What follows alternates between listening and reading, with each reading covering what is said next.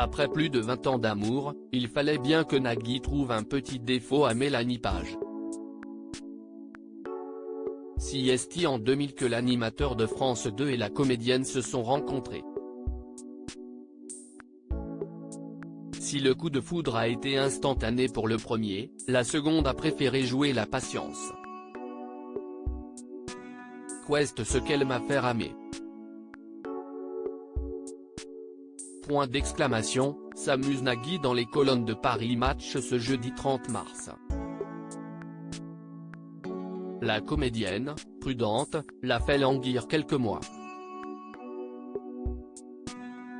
Elle avait eu vent du penchant de son prétendant pour la séduction, précisent nos confrères. Et puis, elle a finalement succombé au charme de Nagui. Depuis, ils sont inséparables. Nagui a même accepté de poser ses bagages dans Paris Intramuros pour les beaux yeux de sa belle. Et ensemble, ils ont 3 enfants, qui se sont ajoutés à l'aîné de Nagui. Une joyeuse fratrie qui parle couramment anglais, grâce à leur mère et à ses origines. Si est-il là que le bas blesse. Nagui serait-il un brin jaloux? Pas un expert en la matière, cela lui vaut des moqueries de sa femme et de leurs enfants. À force d'être corrigé sur ses fautes de grammaire et d'accent, Nagui a décidé de ne plus parler la langue de Shakespeare. Sur le plateau de Taratata, il glousse à chaque interview en anglais.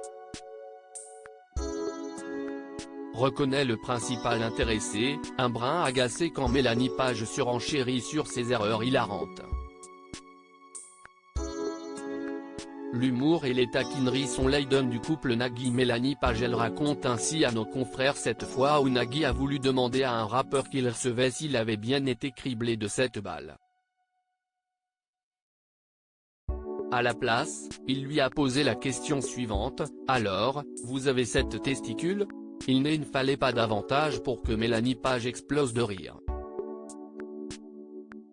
Mais rassurez-vous, les taquineries font partie de l'Aiden du couple formé par Nagui et Mélanie Page. Même s'il peut parfois être vexé, l'animateur de France 2 ne sera jamais vraiment en colère contre sa chérie pour quelques vannes bien senties. L'humour fait partie intégrante de leur fonctionnement. Ainsi, lorsque Nagui raconte une anecdote à nos confrères, Mélanie se moque gentiment de ces histoires entendues 1000 fois. Nul doute qu'il le lui rend bien.